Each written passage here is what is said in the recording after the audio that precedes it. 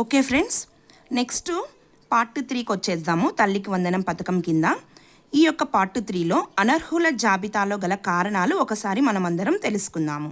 Friends, నాకు తెలిసినంత వరకు నేను మీతో షేర్ చేసుకుంటాను. టోటల్గా మీ హౌస్ హోల్డ్ కుటుంబ మ్యాపింగ్లో ఉన్న ప్రతి ఒక్కరి ఆదాయం అంతా కలిపి నెలకు 10,000 రూపాయలు మించి ఉండకూడదు.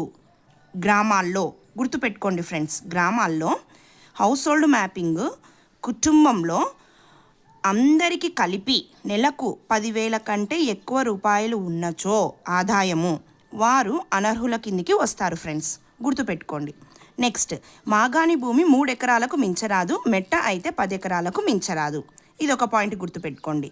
నెక్స్ట్, పట్టణాలలో అయితే నెల ఆదాయము 12,000 రూపాయలకు మించరాదు మరియు పట్టణాలలో 1000 చదరపు అడుగుల స్థలం ఉండరాదు.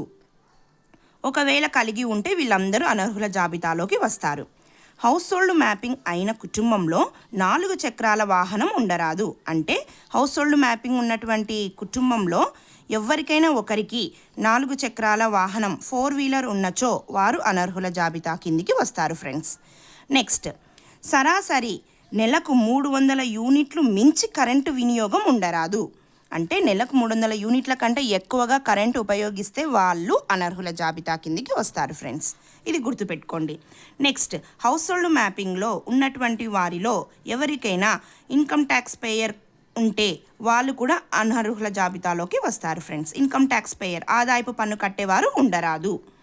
నెక్స్ట్, ఫీజు రియంబర్స్మెంట్ సదుపాయం ఉన్న IIIT పిల్లలు, పాలిటెక్నికల్లో చదివే పిల్లలు, వారి తల్లులు ఈ పథకానికి అనర్హులు ఫ్రెండ్స్, ఇది ఒకటి గుర్తుపెట్టుకోండి.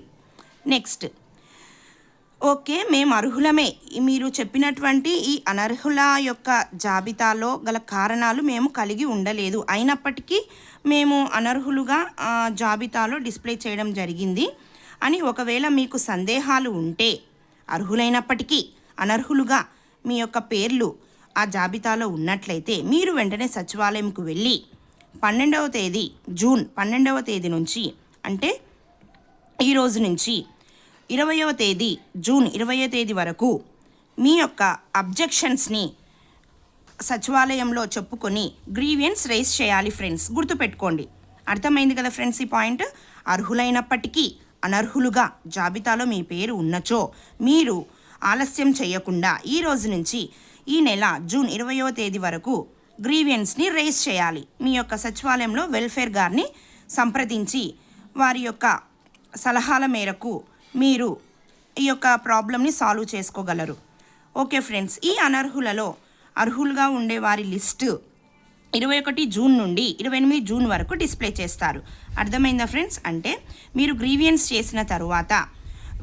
రైజ్ చేసిన తరువాత మీరు అనర్హులు కాదు అర్హులే అని ఉన్నచో వారి యొక్క లిస్టుని 21 జూన్ నుంచి 28 జూన్ వరకు ఈ పీరియడ్ మధ్యలో మీ సచివాలయంలో డిస్ప్లే చేస్తారు ఫ్రెండ్స్.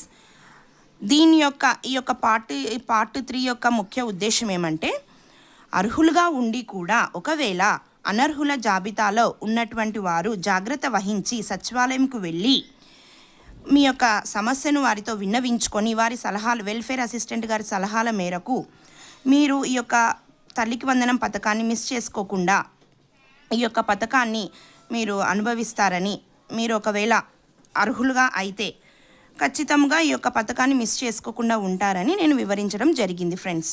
ఎవరికైనా ఏమైనా సందేహాలు ఉంటే అడగవచ్చు.